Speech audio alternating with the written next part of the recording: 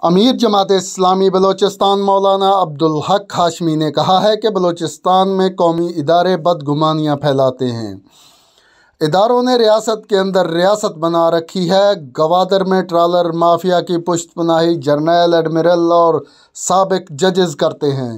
قانون نافذ کرنے والے ادارے لا قانونیت پھیلا رہے ہیں۔ سرحد کا محافظ سرحد کا دشمن بنا ہوا ہے۔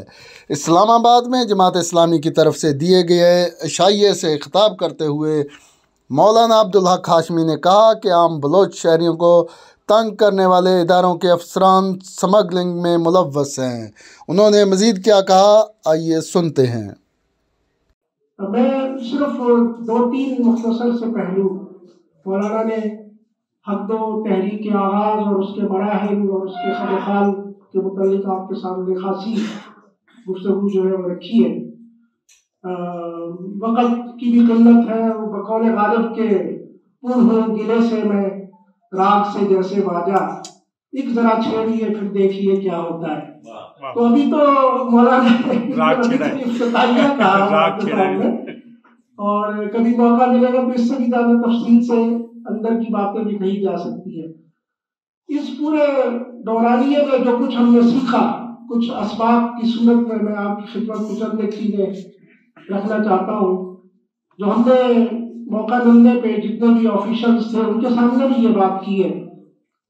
ایک تو یہ چیز بہت کھل کے سامنے آئی کہ ہمارے ملک کے جو انٹیلیجنس ادارے ہیں، جن میں سول ادارے بھی ہیں اور فورسز کے ادارے بھی ہیں، اندازہ یہ ہوا کہ شاید ان کو یہی کام ذمہ لگایا گیا ہے کہ وہ عوام الناس اور حکمرانوں کے درمیان بدگمانیاں پیدا کریں۔ شاید اس کے علاوہ ان کی کوئی ڈیوٹی نہیں ہے کہ جو خبریں وہ روڈ اور فٹ پاتھ اور سڑکوں سے لی جا کے حکمرانوں کے کانوں میں وحی کے طور پہ ڈالتے ہیں، تو وہ بالکل قرآن کی اس قول کے مطابق ان الشیاطین لیوحون الی اولیائہم، بالکل اس کے مصداق ہے کہ وہ ایک شیطانی طرز عمل ہے، لوگوں کے اور حکمرانوں کے درمیان نفرتیں پیدا کرنا، بدگمانیاں پیدا کرنا، بدظنی پیدا کرنا۔ اس کے علاوہ شاید ان کی کوئی اور ڈیوٹی نہیں ہے۔ اور یہ بہت ہی قابل افسوس اور قابل توجہ بات ہے جس کے اوپر ہمیں بحیثیت ایک پاکستانی شہری کے غور کرنے کی ضرورت ہے۔ دوسری جو چیز سامنے آئی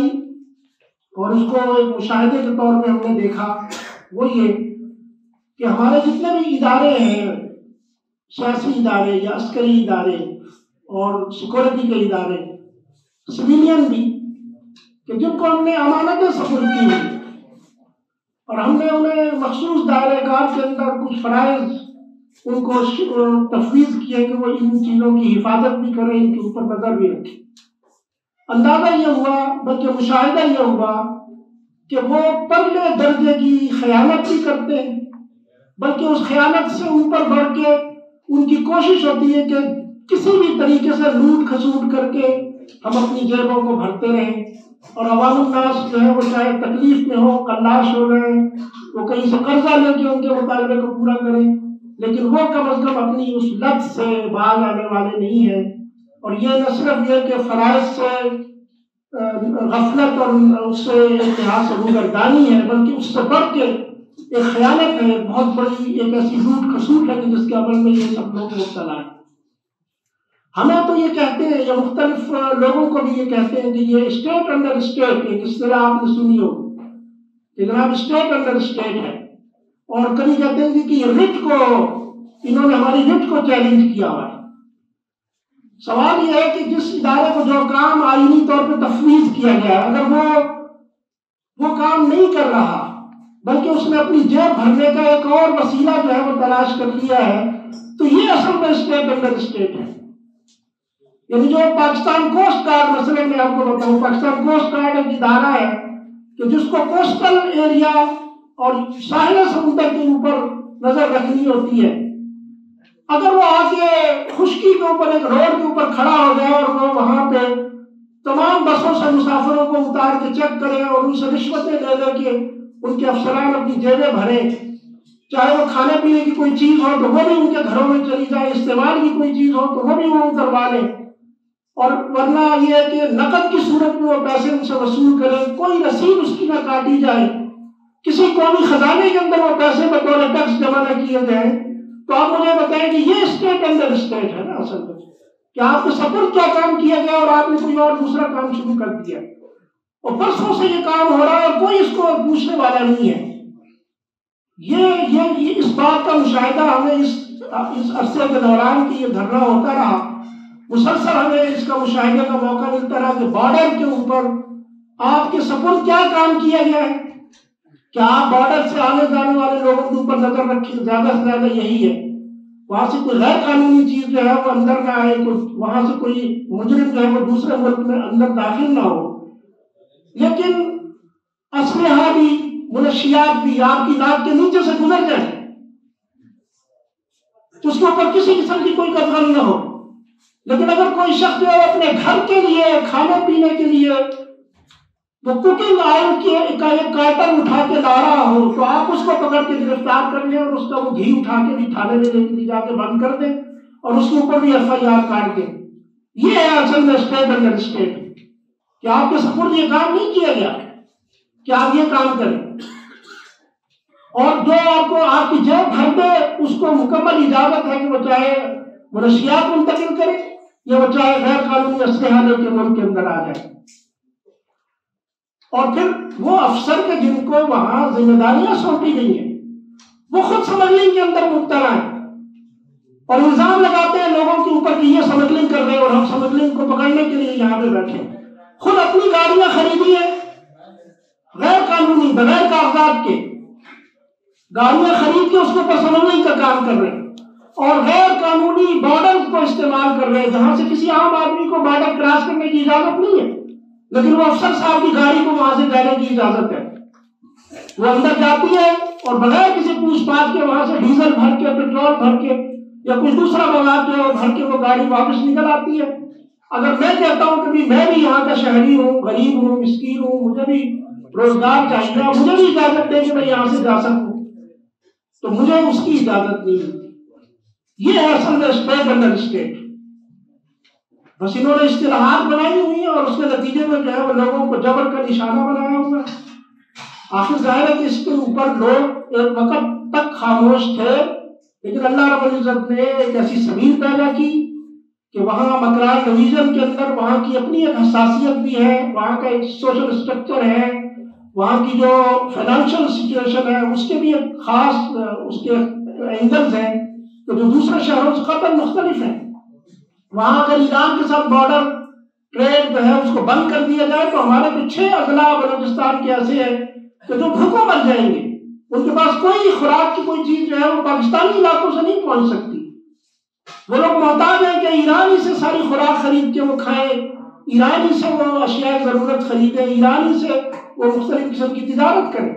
اور بارڈر کے اوپر دنیا بھر کے اندر بارڈر کی پالیسی جو ہے وہ دوسری پالیسی سے بالکل ڈفرینٹ ہوتی ہے. وہاں پہ جو ہے کافی یعنی فلکچویشن جو ہے وہ دی جاتی ہے اور ریلیکس کیے جاتے ہیں قوانین، اور اس کے نتیجے میں لوگ وہاں پہ ایک سہولت کے ساتھ زندگی گزارتے ہیں. یہاں پہ ان کا جب جی چاہتا ہے کبھی کسٹم کے نام پہ، کبھی کسی اور چیز کے نام پہ وہاں پہ بارڈر کو بند کر دیتے ہیں اور اس کے نتیجے میں لوگ وہاں پہ قحط کا شکار ہو جاتے ہیں.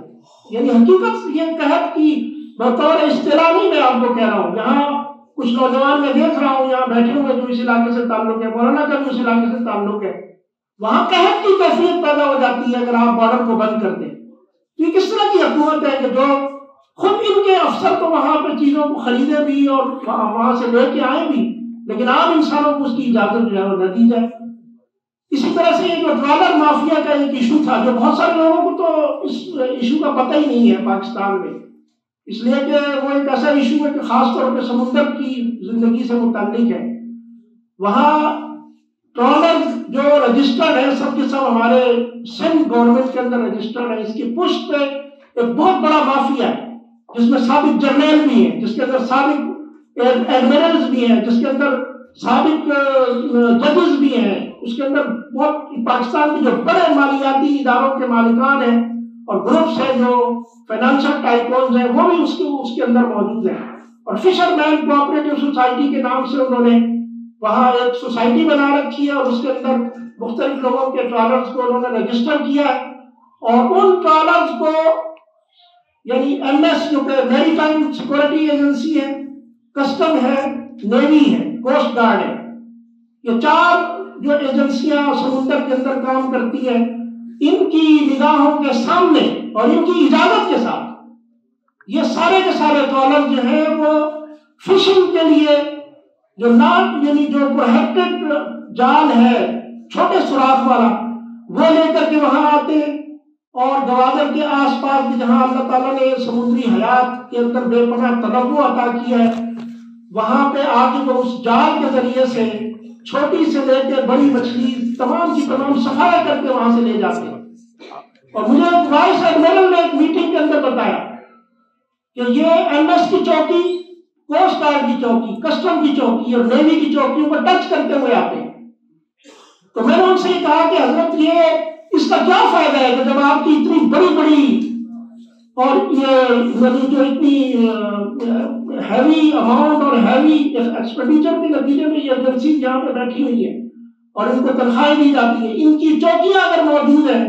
اور آپ یہ خود یہ مان رہے ہیں کہ یہ ٹچ کرتے ہوئے آتے ہیں اور آج تک ان میں سے کسی ایک کے اوپر بھی کوئی پابندی آپ نے نہیں لگائی دی ہے، وہ ممنوعہ جال لے کر آتے ہیں اور جس کے نتیجے میں پھر گوادر سے لے کے جیونی تک اور ایران بارڈر تک اور مارا تک جو ہمارے چھوٹے ماہی گیر ہیں جن کے پاس گہرے سمندر میں جانے کے وسائل موجود نہیں ہیں، وہ چھوٹی کشتیوں میں شکار کرتے ہیں، وہ سمندر کے کنارے 12 نیٹیکل مائل کے اندر ہی وہ زیادہ سے زیادہ شکار کر سکتے ہیں۔ ان کے لیے کوئی شکار وہاں پہ بچتا نہیں ہے ان کے ممنوع جال کی بنا پہ، اور سمندری حیات جو ہے وہ ویسے تباہ ہوتی ہے۔ ان کے پاس اس کا کوئی جواب نہیں تھا، ایڈمرل صاحب کے پاس، وہ سر نیچے کر کے بیٹھے رہے، انہوں نے کوئی جواب نہیں دیا۔ اور پھر ایک صاحب نے یہ کہا، غالباً کوئی کوسٹ گارڈ کے وہ آفیسر تھے، انہوں نے کہا جی کہ مولانا آپ کو تو پتا ہے کہ اس کے پیچھے تو بہت بڑی وہ مالی سرمایہ لگتا ہے جی، تو بڑے لوگوں کے ٹرالرز ہیں۔ میں نے کہا جی بڑے لوگوں کا کوئی نام نہیں ہوتا،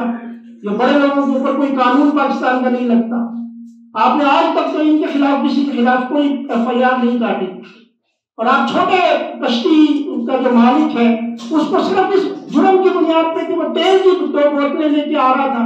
اس کی کشتی کو آپ نے جو ہے بند کیا ہوا ہے، اور وہاں اس کے اوپر FIR آپ نے کاٹی ہوئی ہے۔ یہ FIR کا کیا جواب بنتا ہے؟ مطلب میں کہتا ہوں کہ اس طرح کی بے شمار وائلیشنز ہیں کہ جو وہ ادارے کر رہے ہیں کہ جن اداروں کو خود آپ نے قانون نافذ کرنے والے ادارے کہا، جن کو قانون کے نفاذ کے لیے بنایا گیا، ان کو تنخواہیں دی جاتی ہیں بڑی بڑی، وہ خود قانون کو توڑ رہے ہیں، وہ خود جو ہے وہ لوگوں کو لوٹ رہے ہیں، وہ خود لاقانونیت پھیلا رہے ہیں اس پورے علاقے کے اندر۔ یہ مشاہدات جو ہے وہ ہم نے اس دھرنے کے دوران قریب سے ہمیں دیکھنے کا موقع ملا ہے، ورنہ اس طرح کی چیزیں تو ہمیشہ سے سننے میں آتی ہیں۔ پاکستان کے اندر بد نظمی، بد انتظامی، خیانت، کرپشن، یہ تو کوئی ڈھکی چھپی داستانیں نہیں ہیں، لیکن وہی بات ہے کہ جو ہے وہ شنیدہ کے بہت مانند دیدہ والی بات ہے کہ جب آدمی دیکھتا ہے اپنی آنکھوں سے کسی چیز کو تو تب اسے زیادہ اعتماد ہوتا ہے، زیادہ یقین ہوتا ہے کہ واقعتاً نظام خراب کرنے میں عوام کا کوئی عمل دخل نہیں ہے۔ عوام تو بیچارے معصوم ہیں، یہ جن کو ہم نے ہاتھ میں ان کو طوفان تھما دیا کہ آپ نے سرحد کی حفاظت کرنی ہے، وہی سرحد کا دشمن بنا ہوا ہے۔ جس کو آپ نے سیکورٹی کے لیے مقرر کیا وہی سیکورٹی کو خراب کرنے والا ہے، لیکن اس کے اوپر کوئی نہیں بولتا۔ یہ ایسے سوالات اور ایسے جوابات ہیں کہ جن کے نمایاں ہونے کے بعد میں تو کم از کم اس کو خیانت سمجھتا ہوں کہ اگر اس کے اوپر بات کر کی جائے، لہٰذا ہم تو اس کے اوپر بات کرتے ہیں اور لوگوں کے سامنے، اپنے اداروں کے سامنے بھی بات کی ہے، اور عوامی